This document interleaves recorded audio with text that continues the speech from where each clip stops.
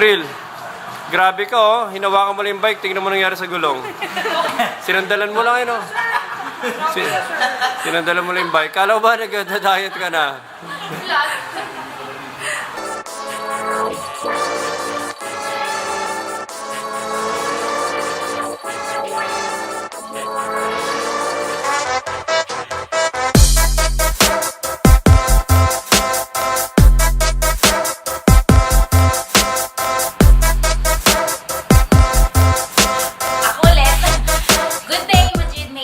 So, dito na naman tayo sa ating daily update. So, at tayo ay nasa episode 91 na. Grabe, 30, 60, 90. Magpo 4 months na tayo na consistent na nagbibigay ng update sa inyo, guys. Anyway, dahil gusto kong batiin ng happy birthday si Loida.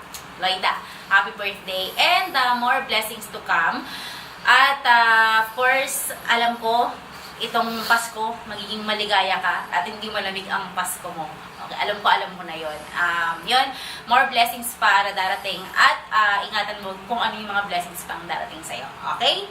And of course, another update guys, from Basecamp 2 na very useful sa atin inside the company, tayo ay magsiswitch na sa Basecamp 3 para mas level up. Okay? Ano bang meron sa Basecamp 3? Just to give you konting knowledge doon sa Basecamp 3, yung Basecamp 3 po is para siyang messenger, para siyang Viber. Pwede kang makipag-usap na yun lang yung taong kausap mo, pwede mo siyang iping, etc. etc. Anyway, si Sir Ian, magkakaroon siya ng discussion sa inyo inside sa Basecamp 3. Another update, nakaka-excite yung office natin sa Chatham Building. Ako mismo, hindi ko na mahintay kung ano yung kalalabasan ng office dahil unti-unti nang nabubuo yung puzzle.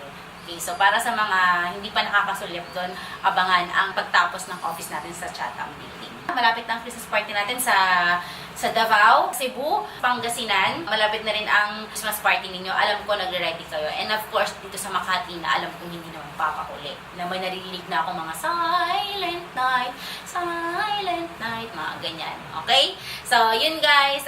Good luck sa preparation. At darating din si Derek Pascual. Bibisita si Derek Pascual sa si Angelica Panganiban. Dahil lalapit na ang Christmas at tayo ay may exchange gifts ulit, guys, reminder ko lang po, alam ko na meron tayong specific amount para dun sa gift na yon. Ngayon guys, be realistic. Baka mamaya yung pinapaharap ninyo is hindi naman sobrang pasok or times 2, times 3 dun sa budget na allotted lang. Okay? So, guys, piliin kung ano yung ibibigay at dapat madali siyang hanapin at makatotohanan. At saka wala na, guys, reminder lang ha, wala na ho yung dadagdagan ko. Hindi na ho, kasi bakit? Parang dapat pleasure na nabigyan ka ng regalo kung hindi mo ibigay yung gusto mo, parang ano na lang, let's be happy dun sa ma-receive natin na gift na binigay nila. Okay? Guys, ulitin ko lang ulit, araw-araw, every time na may update. Guys, para sa mga hindi pa nagsusubscribe, subscribe na po kayo para makakuha ng mas maraming tip at saka update sa amin. Okay? So, yun lang.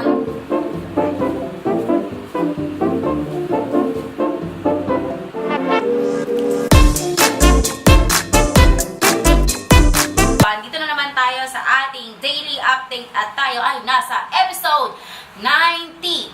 90. Grabe. 91. Sorry. 91 pala.